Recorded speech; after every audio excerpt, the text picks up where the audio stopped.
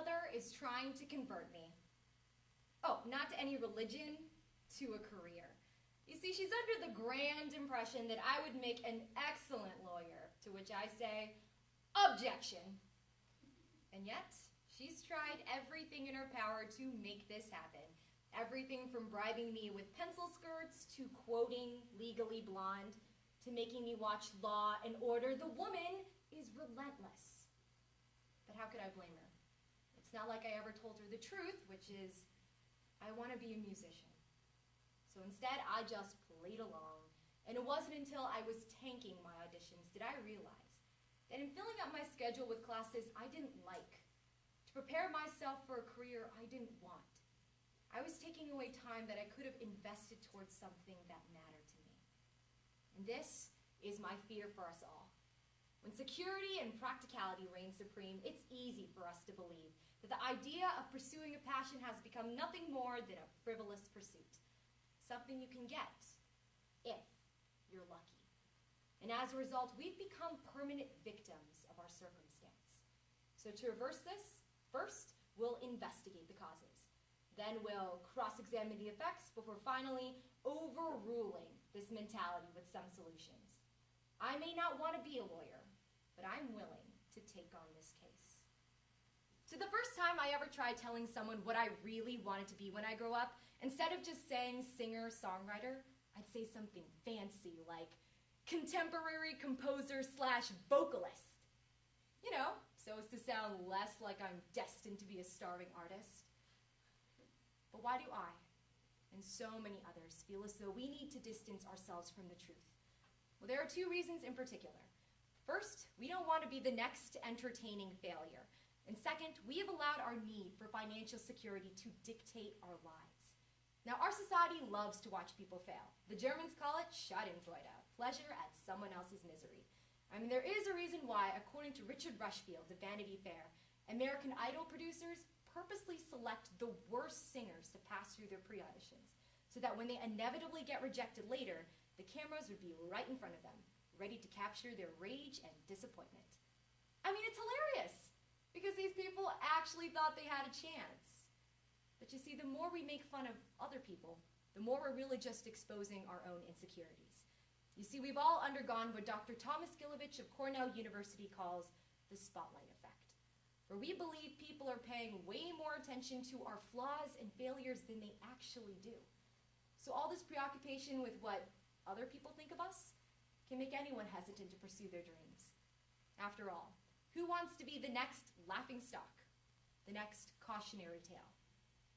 Which goes into our second cause. We have allowed our need for financial stability to define who we are. In a recent research report done by ACT, only 1/3 of high school graduates actually select a major that coincides with their interests. Are we really that out of sync with what we want? Or is there another reason for this mismatch? Tim Hegedus of Stanford University tells USA Today the only reason why he picked engineering over teaching was because of the apparent greater job prospects. But you see, this is where we've gone wrong. Because according to Kelly Holland of the Fiscal Times, the problem isn't with the major. The problem is that employers, such as herself, have trouble finding people with the right qualifications. And what are those qualifications? Turns out, being able to work well in a team, to communicate, was far more important than whether or not you were a math and science person or a history English person. Which says something. Maybe by picking something we actually like, we learn to develop these skills naturally on our own. So I have a confession to make. Every once in a while, I have doubts on whether or not leaving the lawyer path was a good idea. But then I just try to visualize my future.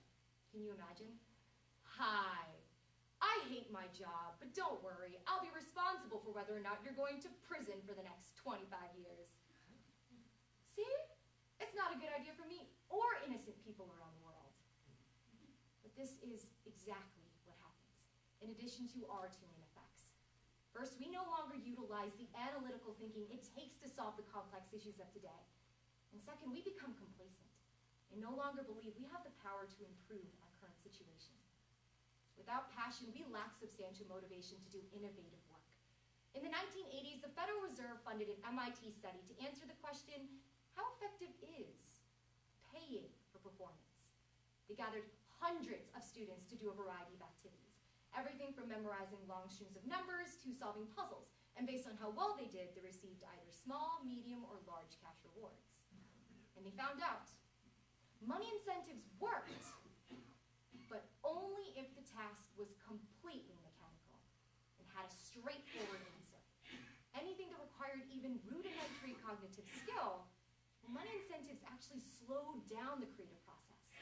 These individuals took longer to figure out the problem. And this kind of experiment has been repeated time and time again at multiple institutions.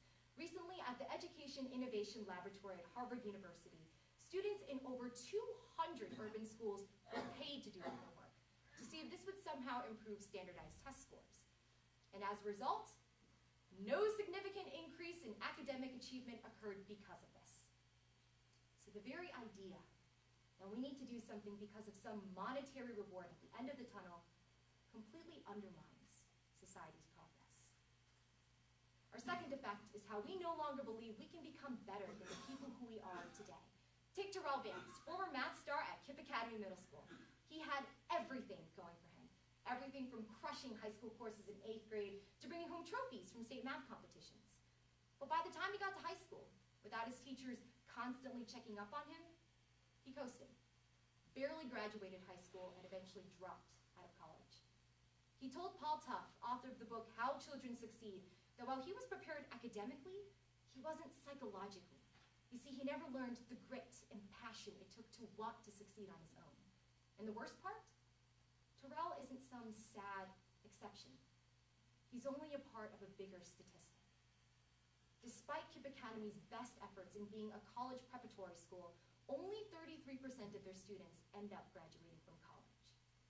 Because without passion, skill and talent goes nowhere. So how do we stop this? How do we reverse this self-fulfilling prophecy? Well, there are two solutions. First, we need to give childhood dreams credit. And second, we have to be willing to take risks. Childhood dreams should never go out of style because it's that wonder that propels us forward. Daniel H. Pink, author of the book Drive, proposes this wild idea of gathering a whole bunch of highly qualified volunteers to create something and then give it away for free. It just seems so counterintuitive to the whole idea of business. But this is exactly how Wikipedia was created. You see, there's something incredible about doing something not because you have to, but because you want to, because it's important to you. Our second solution is to be willing to take risks. Even when they don't pay off immediately, we can still use failures to our own benefit. When I first started posting YouTube videos of me singing, I used to monitor my content like a hawk. If some snarky little kid left a comment saying something like, "Stop singing, you ugly whale," I'd obliterate him in my head, but then obsess over the comment for weeks until it finally registered to me that if more people were listening to my music, eventually negative feedback was something I couldn't avoid. It's been 5 years since I first posted a video. And while I'm proud of the audience I built, I'm more proud of the fact that I'm no longer afraid to hear what my audience has to say to me. It's just as late Professor Randy Pausch of Carnegie Mellon University once said, "Experience is what you get when you didn't get what you wanted.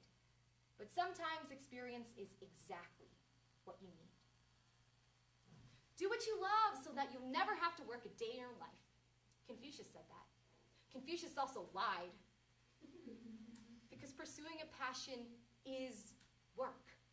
The difference is whether or not we have something we love to do so much, we're willing to persevere through the obstacles for it. So today we looked at the causes, the effects and the solutions to our diminishing faith in pursuing a passion. And as for me, well, the tables have turned between me and my mother. It's my turn to give her the testimonies and the evidence about my chosen career. But I realize something. It's not her I have to convince. It's me. And luckily, when it comes to pursuing a passion, I don't need anyone else to make the argument for me. Meeting adjourned, case dismissed.